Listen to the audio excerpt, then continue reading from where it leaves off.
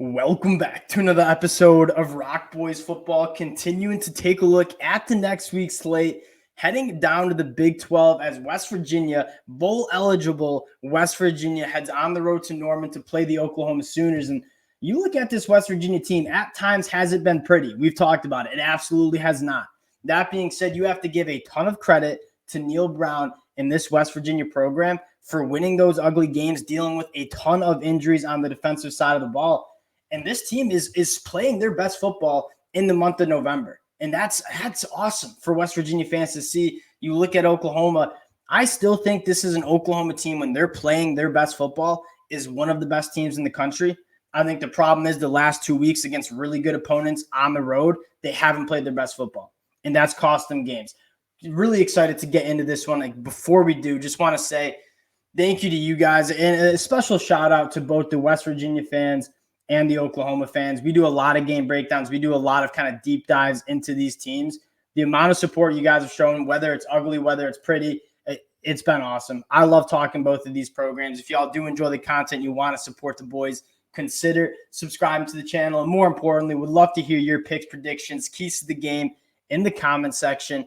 And without further ado, let's get into this one. And I want to start with this West Virginia offense going up against an Oklahoma defense that I think did enough to win on the road against Oklahoma State. I mean, holding an Oklahoma State team to 27 points, I think should have been enough to win that football game. West Virginia on offense, it's no secret what they want to do. And when they are running their offense, how they want to run it, it's a good offense, right? And you look at what they did against BYU. This is a team that runs the ball 63% of the time. That is sixth in the country.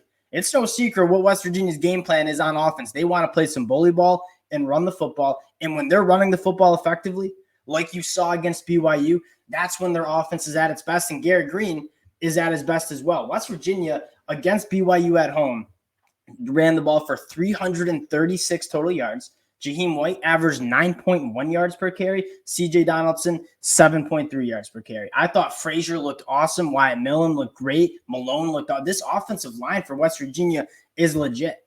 And going back to the preseason narrative of this team not being physical, I thought they missed that on the offensive line because this offensive line is experienced and they're good, and now they're running the football, and Garrett Green looks more comfortable pushing the ball down the field.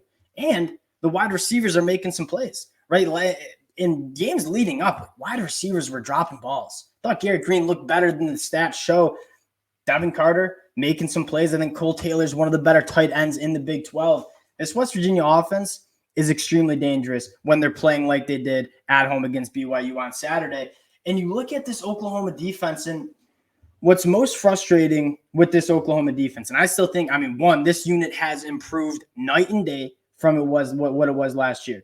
That being said, I feel like they've gone away from what was working before the bye week, and that was playing with your hair on fire, getting downhill, making explosive plays, making negative plays. This was a team that heading into the bye week was top 5 in tackles for loss. I think at one point they were the number 1 team in terms of tackles for loss per game. You look at the game against Oklahoma State, 3 tackles for a loss, 0 sacks. Just not creating those negative plays. And again, I thought they did a nice job against Ollie Gordon. Ollie Gordon only averaged 4 yards per carry, and that was without Oklahoma's best player at the linebacker spot in Danny Stutzman. So you look at this Oklahoma team, and this is a good defense. And I thought they did enough to win against Oklahoma State. I thought the offense might have let them down. They got off the field on 4th down plenty of times. It's a really good defense. Really excited to see if West Virginia can run the football on an Oklahoma front 7.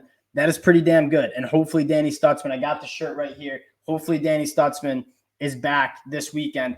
Now, flipping sides, this West Virginia defense had its best performance against BYU. And this West Virginia defense has been awesome. Like, you go back to the beginning of the season when this offense was really struggling, West Virginia was winning games off the backs of this defense. And they kind of got back to that form, right? Lee Kogba has been absolutely awesome as a linebacker in the Big 12. And you got to give a special shout out to the true freshman, Ben Cutter. I was watching the film against UCF. And I was like, who is this cat? Look him up. True freshman out there playing at an extremely high level.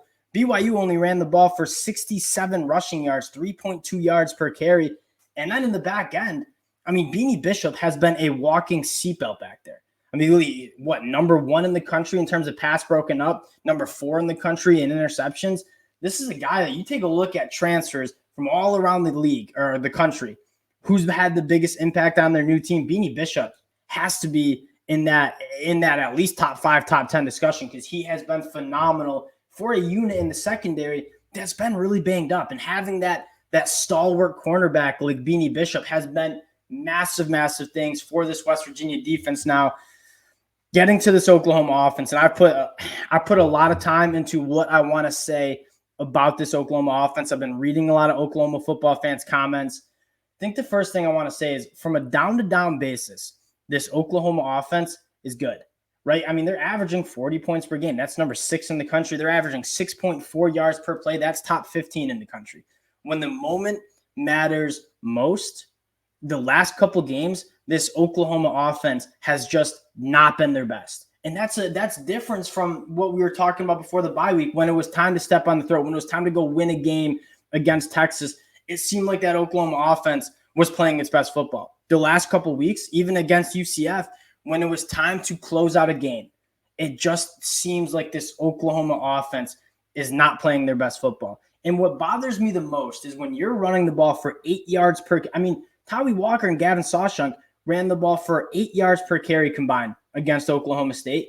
I feel like they're not marrying that. That RPO game should be electric, and it's just not. And I know Andrel Anthony, it hurts to lose him. You got to have some of these wide receivers step up. I thought Drake Stoops stepped up. Jaleel Farouk at times stepped up. But outside of that, I mean, Nick Anderson had some drops. He made some plays. But the consistency from this wide receiver room, I think, leaves a little bit to be desired. And, yeah, I know there was some missed pass interference calls.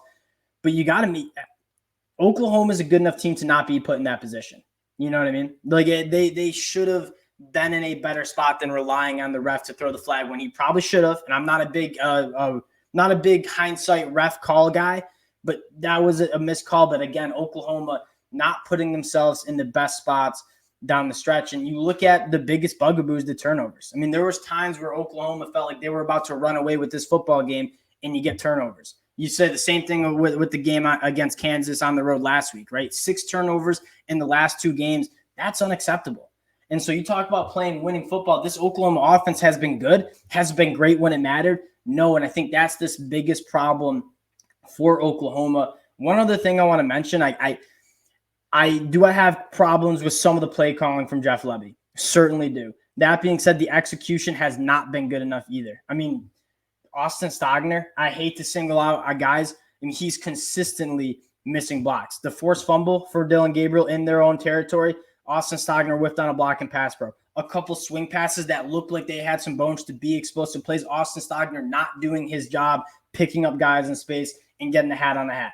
So some of the play calling was there. And then I think the execution, so you look at whose fault is it that this Oklahoma offense is struggling and only scored 24 points against an Oklahoma State defense where they should be putting up almost 40. I think it's a blend of a couple things, right? The execution by the players has not been good enough on the field, but I also think the play calling leaves a little to be desired as well. Getting into the pick here, West Virginia, 13-point dogs heading on the road to Oklahoma. And I'll say this, I think a lot of West Virginia fans probably would agree with this. If Oklahoma plays their best football and gets back to what they look like against Texas, Oklahoma's probably winning this game and covering the number. But West Virginia, you talk about who's playing their best football heading into this matchup, it is certainly West Virginia. So West Virginia can continue what they did against BYU at home. West Virginia can be in this game. I'm going to take Oklahoma to win this game. And if they play their best football, they'll cover the number. But I think West Virginia can keep this within 2 touchdowns. If you're Oklahoma, you're looking to take care of business at home. And if you're West Virginia, like, ride the momentum. This is a team that is a lot more confident than they were to start the season. This is going to be a really fun game and a massive chance for West Virginia to kind of have that breakthrough marquee win this year, and a massive chance for the Sooners to get some confidence back. And Drake Stoops said it best. There's still a lot to play for. This is a program in Oklahoma that has a lot of pride. Really excited for this game. Again, appreciate you guys rocking with the fellas. If you do enjoy the content, consider subscribing to the channel, and we'll talk to y'all later.